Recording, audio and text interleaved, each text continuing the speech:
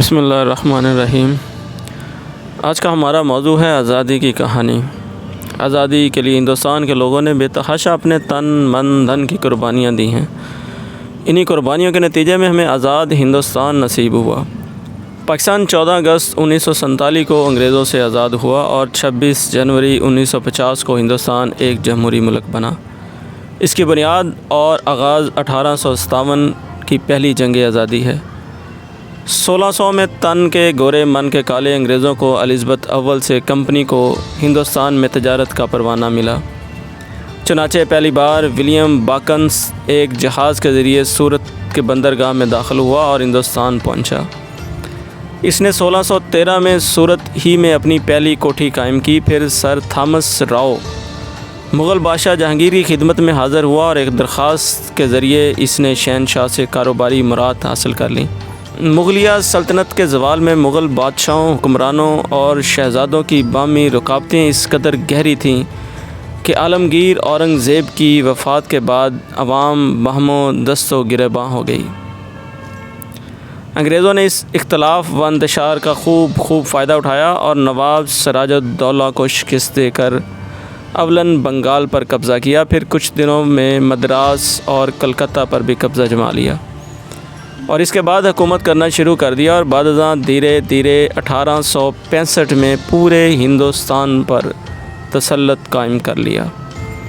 اس کے بعد انگریزوں نے سرزمین ہندوستان پر اپنے پاؤں ایسے جمائے کہ 300 سال تک وطن عزیز کی تمام بہاریں لوٹتے رہے، اور جب یہاں سے رخصت ہوئے تو سارا ہندوستان خزاں کی زد میں تھا۔ پھر اس پر کبھی بہار نہ آئی۔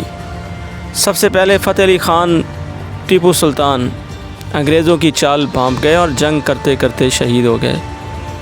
علامہ فضل حق خیر آبادی سب سے پہلے انگریزوں کے خلاف فتویٰ جہاد دینے والے، اور ان کے ساتھی مفتی صدر الدین خان الزردہ، سید کفایت علی کافی اور دیگر بہت سے علماء نے دہلی کی جامعہ مسجد سے بیک وقت انگریزوں کے خلاف جہاد کا فتویٰ جاری کیا، جس کے نتیجے میں مسلمان اس جنگ کو اپنا مذہبی فریضہ سمجھتے ہوئے میدان میں اتر پڑے۔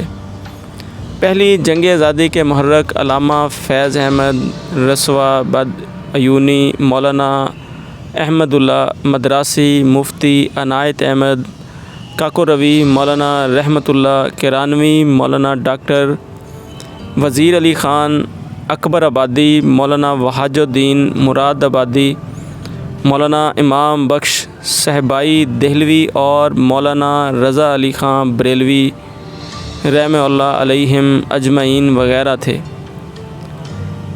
اس لیے انگریزوں نے مسلمان کی زبان و تعلیم کو محدود کرنے کی ناپاک کوشش کرتے ہوئے جوش انتقام میں 1864 تا 1847 علماء کو ہلاک کرنا شروع کیا۔ ایک انگریزی فوجی افسر ہنری کاٹن نے بیان کیا کہ دہلی دروازے سے پشاور تک گرینڈ ٹرنک روڈ کے دونوں ہی جانب شاید ہی کوئی خوش قسمت درخت ہوگا جس پر انقلاب 1857 کے رد عمل اور اسے کچلنے کے لیے ہم نے ایک یا دو عالم دین کو پھانسی پر نہ لٹکایا ہو۔ ایک اندازے کے مطابق تقریباً 22,000 علماء کو پھانسی دی گئی۔ یہ علماء یعنی لیڈران کی تعداد ہے، جبکہ لاکھوں عام مسلمانوں کو پھانسی کی سزا دی گئی۔ دراصل پہلی جنگ آزادی نے آزادی کا ایک سنگ میل عبور کر لیا تھا۔ نتیجتاً اگست 1858 میں برطانوی پارلیمنٹ نے اعلان ملکہ وکٹوریہ کے ذریعے ایسٹ انڈیا کمپنی کا خاتمہ کر کے ہندوستان کو تاج برطانیہ کے سپرد کر دیا اور وطن عزیز کو ایسٹ انڈیا کمپنی سے آزادی مل گئی۔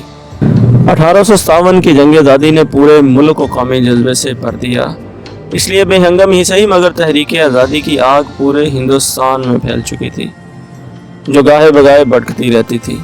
انڈین نیشنل کانگریس کا قیام دسمبر 1885، ایلن آکٹیوین ہیوم اور 1906 میں مسلم لیگ کا قیام آغا خان، نواب سلیم اللہ ٹاکا اور محسن الملک کی قیادت میں عمل میں آیا۔ دونوں قومی پارٹیوں نے الگ الگ نظریات کے باوجود آزادی کی تحریک کو زبردست فیصلہ کن انداز میں آگے بڑھایا۔ ہندوستان میں ستیہ گرہ کی تحریک عدم تشدد کے پرچم تلے اپریل 1917 چمپارن اور 1918 کھیڑا میں مسلمانوں پر ظلم کے خلاف آواز بلند کی۔ 1919 میں رول ایکٹ جو سیاسی جدوجہد کو روکنے کے لیے بنایا گیا تھا، اس کے خلاف ستیہ گرہ کی تیاریاں چل ہی رہی تھیں۔ کئی دنوں جلیانہ والا باغ کا قتل عام پیش آیا، جس نے شمالی ہند میں آزادی کے متوالوں میں اور جوش بھر دیا۔